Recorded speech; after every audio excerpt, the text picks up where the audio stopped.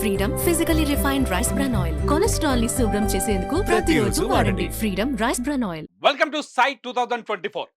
ఆంధ్రాలో మరో రెడ్డి కింగ్డమ్ అనపర్తి నియోజకవర్గం. రాజమండ్రి పార్లమెంట్ పరిధిలో ఉన్న ఈ నియోజకవర్గంలో మొదటి నుంచి రెడ్డిల డామినేషన్ కనిపిస్తుంది. ఇక్కడ ఏ పార్టీ నుంచి ఎవరు పోటీ చేసినా గెలిచేది మాత్రం రెడ్డిలే.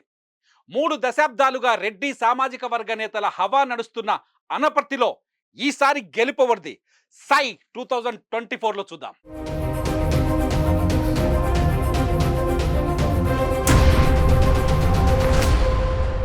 అనపర్తి నియోజకవర్గంలో ఇప్పటికీ అందుతున్న డేటా ప్రకారం మొత్తం ఓటర్లు 2,18,332 మంది ఉన్నారు. అందులో పురుష ఓటర్లు 1,07,613 మంది ఉన్నారు. ఇక మహిళా ఓటర్లు 1,10,716 మంది ఓటర్లు ఉన్నారు. ఇక్కడ ట్రాన్స్జెండర్స్ 3 కనిపిస్తున్నారు. ఆంధ్రప్రదేశ్లో పులివెందుల తర్వాత రెడ్డి సామాజిక వర్గం ఓట్లు అధికంగా ఉన్న నియోజకవర్గం అనపర్తి. కాకపోతే ఇక్కడ రాజకీయ నాయకులు కూడా రెడ్డి సామాజిక వర్గం వారే కావడంతో ప్రతి ఎన్నికలో పోటీ హోరాహోరీగా ఉంటుంది. పెదపూడి, బిక్కవోలు, రంగంపేట, అనపర్తి మండలాలు ఈ నియోజకవర్గం పరిధిలో ఉంటాయి. గత ఎన్నికల్లో ఇక్కడ వైసీపీకి రికార్డు స్థాయిలో మెజార్టీ దక్కింది. ఇక అనపర్తిలో 2019లో ఏం జరిగిందో ఒకసారి చూద్దాం. 2019లో వైసీపీ అభ్యర్థి సత్తి సూర్యనారాయణ రెడ్డికి భారీ మెజార్టీ దక్కింది.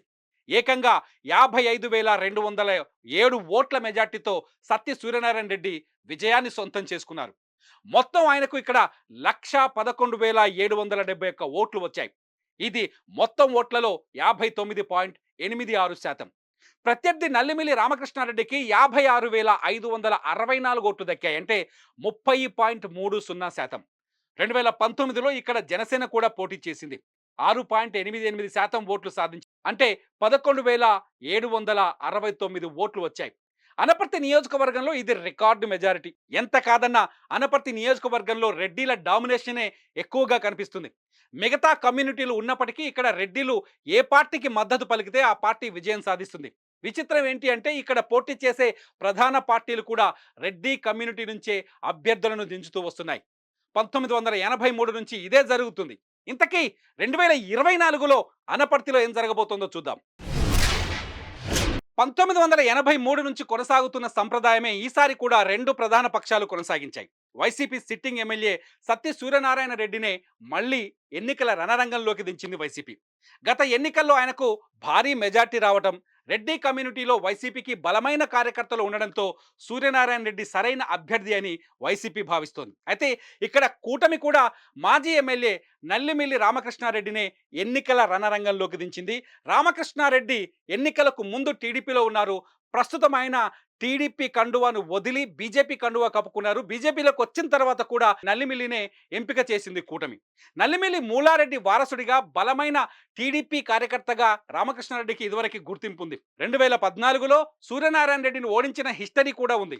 మొదటి నుంచి ప్రజల్లో ఉంటూ వస్తున్న రామకృష్ణారెడ్డి ఈ ఎన్నికను సీరియస్గా తీసుకున్నారు.